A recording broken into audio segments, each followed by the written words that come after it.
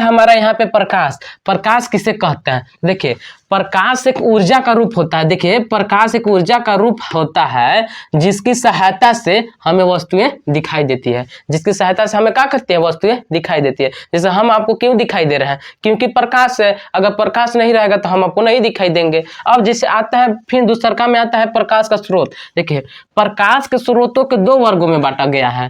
पहला है दीप्त प्रकाश स्रोत। दीप्त प्रकाश स्रोत किसे कहते हैं? वे प्रकाश स्रोत जो स्वयं प्रकाश उत्पन्न करते हैं। वे प्रकाश स्रोत जो स्वयं प्रकाश उत्पन्न करते हैं उसे हम दीप्त प्रकाश स्रोत कहते हैं। जैसे उदाहरण में आप देखना चाहते हैं तो देखिए सूर्य, विद्युत बल्ब, तारे, इन लोग स्वयं अपने से प्रकाश उत्पन्न करते हैं। अब आता है अदीप्त प्रकाश स्रोत। अदीप्त प्रकाश स्रोत किसे कहते हैं? वे प्रकाश स्रोत जो स्वयं प्रकाश उत्पन्न नहीं करते हैं। वे प्रकाश स्रोत जो स्वयं प्रकाश उत्पन्न नहीं करते हैं उसी को हम अदीप्त प्रकाश स्रोत कहते हैं। जैसे चंद्रमा, जैसे आप चांद को देखते होंगे रात में चमकता हुआ दिखाई देता है तो सूर्य के प्रकाश चमकता है, ठीक है। अब फिर आता है कांच। जैसे कांच पे अगर लाइट जलाइएगा तो कांच भी आपको चमकेगा। जैसे ऐनक, ऐनक पे हम लाइट जलाएंगे तो ऐनक हमको चमकेगा। अब फिर आता है प्रकाश का गुण। देखिए प्रकाश के गुण में क्या होता है? प्रकाश एक सरल रेखा में चलता है। सरल रेखा मतलब सीधी रेखा में चलता है। यहाँ पे देखिए दूसरा का बोला हम बोल दिए, प्रकाश सरल रेखा में चलता है। फिर उसके बाद होता है प्रकाश स्वयं अदृश्य होता है। अदृश्य का मतलब समझ रहा है ना? प्रकाश को हम देख नहीं सकते हैं, प्रकाश की उपस्थिति में हम आपको दिखाई देते हैं, देख नहीं सकते हैं। फिर आता है निर्वात में प्रकाश की चाल 3 × 10⁸ मीटर प्रति सेकेंड होता है। ये वाला इंपोर्टेंट है, ये वाला आप अपने दिमाग में रखिएगा। एग्जाम में कभी कभी पूछ देता है कि निर्वात में प्रकाश की चाल कितना होता है, तो 3 × 10⁸ मीटर प्रति सेकेंड होता है। और अगर चौथा देखिए दिया है, चौथा में हो सकता है कि प्रकाश का तरंग दैर्घ्य 4000 एंगस्ट्रॉम से 8000 एंगस्ट्रॉम के मध्य होता है। 4000 से 8000 एंगस्ट्रॉम होता है।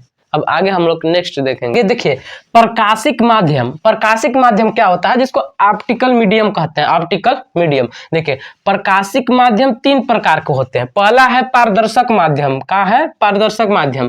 पारदर्शक माध्यम किसे कहेंगे? देखिए जिन माध्यमों से, यहाँ लिखा हुआ है, जिन माध्यमों से प्रकाश का अधिकांश भाग गुजर जाता है, जिन माध्यमों से प्रकाश का अधिकांश भाग गुजर जाता है उस माध्यम को हम पारदर्शक माध्यम कहते हैं। पारदर्शक माध्यम कहते हैं।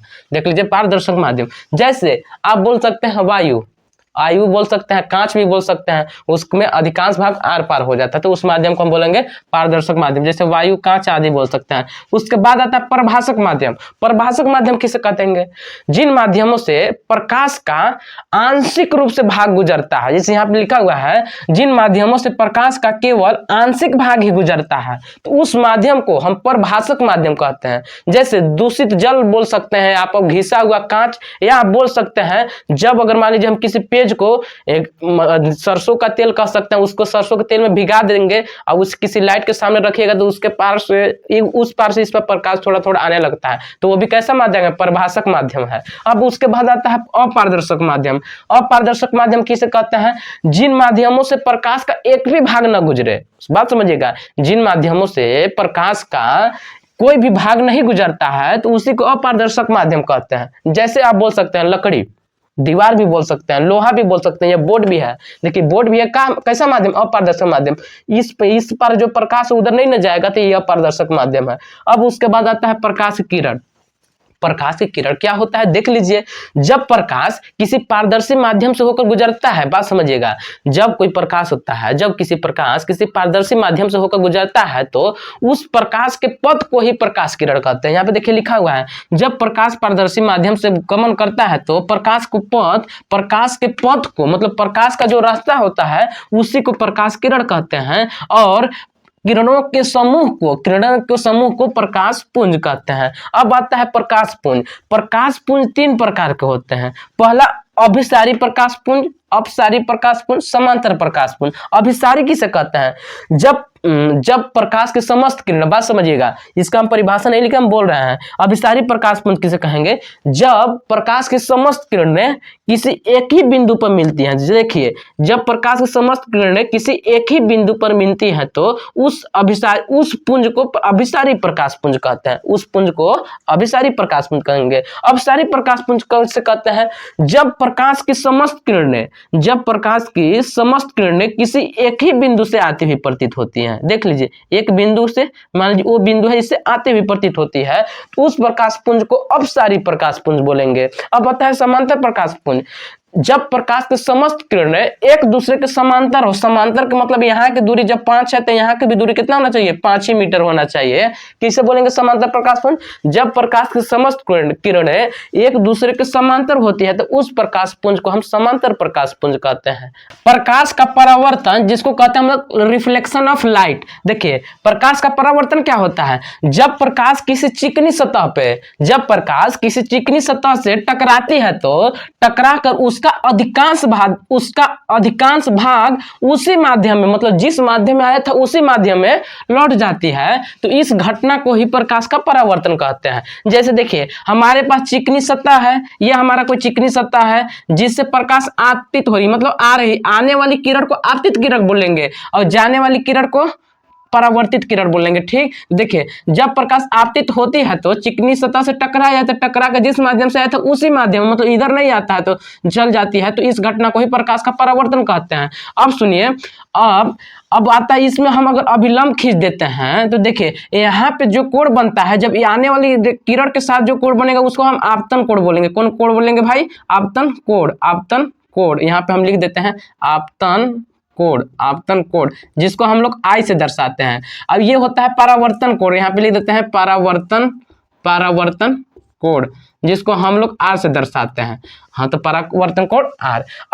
अब देखिए परावर्तन के नियम आता है, तो देखिए परावर्तन के 2 नियम होते हैं। पहला नियम क्या होता है? प्रथम नियम, जिसको हम लोग कहते हैं प्रथम नियम यह है कि आपतित किरण और परावर्तित किरण तथा आपतन बिंदु पर खींचा गया अभिलंब तीनों एक ही तल में होता है। बात समझिएगा। ये देखिए आपतित किरण है, अब यह है परावर्तित किरण, ये है देखिए मेरा आपतन बिंदु, ये देखिए हमारा है आपतन बिंदु पर खींचा गया अभिलंब। ये जो खींचा गया अभिलंब है ना, ये तीनों एक ही तल में होते हैं, मतलब एक ही तल पे स्थित होते हैं और किसी तल पे स्थित नहीं होते हैं। तो प्रथम नियम यही है कि आपतित किरण और परावर्तित किरण तथा आपतन बिंदु पर खींचा गया अभिलंब तीनों एक ही तल में होते हैं। अब द्वितीय नियम आता है। द्वितीय नियम यह कहता है हमारा कि जो आपतन कोण है आई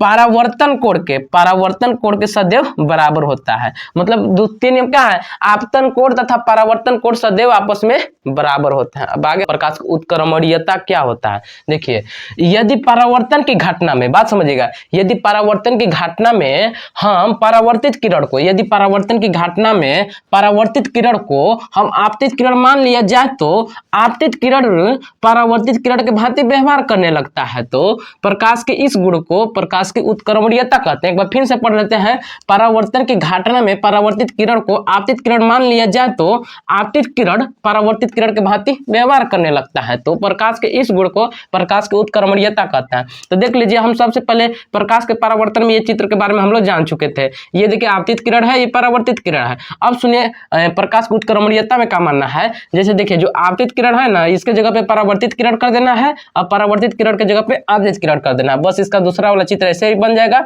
अब ये वाला जो है कोण है, जैसे यहाँ पे आपतित किरण के साथ कोई आई मतलब कोण आई बन रहा था जिसको हम लोग आपतन कोण बोलते हैं, तो परावर्तित किरण के साथ यहाँ पे कोण आर बन रहा है जिसको हम लोग परावर्तन कोण कहते हैं। अब आता है प्रतिबिंब। देखिए प्रतिबिंब जिसको हम लोग इंग्लिश में जानते हैं इमेज क्या होता है?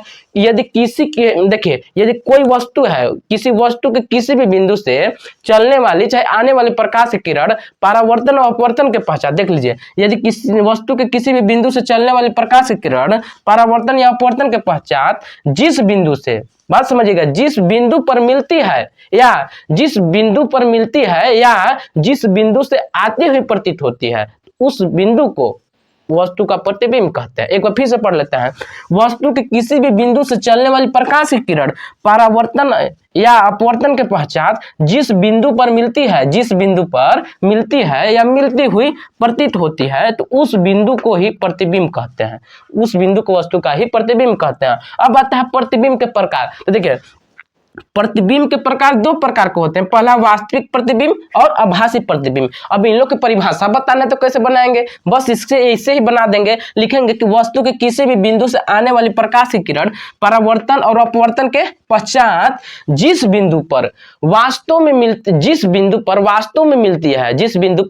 मिलती है उस बिंदु को वस्तु का वास्तविक प्रतिबिंब कहते हैं। ये देखिए वास्तविक प्रतिबिंब का परिभाषा हो गया। आभासी प्रतिबिंब का परिभाषा हो जाएगा कि वस्तु के किसी भी बिंदु से चलने वाली प्रकाश की किरण परावर्तन और अपवर्तन के पश्चात ठीक वास्तव में एक दूसरे को नहीं काटते हैं तो उस बिंदु को ही वस्तु का आभासी प्रतिबिंब कहते हैं। उम्मीद करते होंगे कि ये आपको आ गया होगा समझ में। अब जानेंगे दर्पण क्या होता है। देखिए दर्पण जिसको हम लोग मिरर बोलते हैं, देखिए मिरर क्या होता है, किसी चिकने पारदर्शी माध्यम, समझिएगा पहले, किसी चिकने पारदर्शी माध्यम के एक पृष्ठ पर कलई करके परावर्तक पृष्ठ बना दिया जाए तो वह निकाय दर्पण कहलाता है। बात समझिए, किसी पारदर्शी माध्यम के एक पृष्ठ पर कलई करके, कलई मतलब समझ रहे हैं कि नहीं, उसको रंग दिए, जैसे ये पृष्ठ हमारा मान लीजिए हाथ है, इसको एक तरफ ये पारदर्शी होना चाहिए, इसको रंग कर या कलई कर दिया जाए तो प्राप्त निकाय को ही हम लोग दर्पण कहते हैं। अब आता है भाई दर्पण कितने प्रकार के होते हैं। दर्पण देखिए दो प्रकार के होते हैं, पहला है समतल दर्पण, फिर होता है गोलीय दर्पण। अब हम लोग समतल दर्पण में क्या जानेंगे। देखिए समतल दर्पण क्या होता है, समतल दर्पण के ऐसा दर्पण होता है जिसका परावर्तक पृष्ठ जो होता है वो समतल होता है। देखिए समतल मतलब टेढ़ा मेढ़ा नहीं होता है, सीधा होता है। एक बार फिर से देखते हैं हम लोग, ऐसा दर्पण जिसका परावर्तक पृष्ठ समतल होता है, क्या होता है भाई, समतल होता है, तो उसे ही समतल दर्पण कहते हैं। समतल दर्पण का देख सकते हैं चित्र, जैसे यहां से प्रकाश गया, परावर्तन के पश्चात लौट गया। अब आता है भाई गोलीय दर्पण। गोलीय दर्पण क्या होता है, देखिए गोलीय दर्पण की परिभाषा क्या होगा, किसी कांच के खोखले गोले को काटकर उसके एक पृष्ठ पर कलई कर दिया जाए, क्या कर दिया जाए, कलई कर दिया जाए तो प्राप्त दर्पण को गोलीय दर्पण कहते हैं। एक बार फिर से देख लेते हैं, किसी कांच के खोखले गोले के काटकर उसके एक पृष्ठ पर कलई कर दिया जाए तो प्राप्त दर्पण गोलीय दर्पण कहलाता है। अब जैसे बात समझ रहे हैं कि आपको मन में डाउट हो रहा है कि कलई क्या होता है, तो देखिए कलई का मतलब होता है उसके एक पृष्ठ को रंगना, जैसे रंगने का मतलब उसको आर पर ना देखना, जैसे बात समझिएगा। इसका हम इस पर रंग देंगे तो इसके पीछे का चीज हमको नहीं ना दिखाई देगा। फिर आता है देखिए गोलीय दर्पण दो प्रकार के होते हैं, पहले अवतल दर्पण फिर उत्तल दर्पण। तो अवतल और उत्तल दर्पण के बारे में हम लोग आगे नेक्स्ट वीडियो में पढ़ेंगे।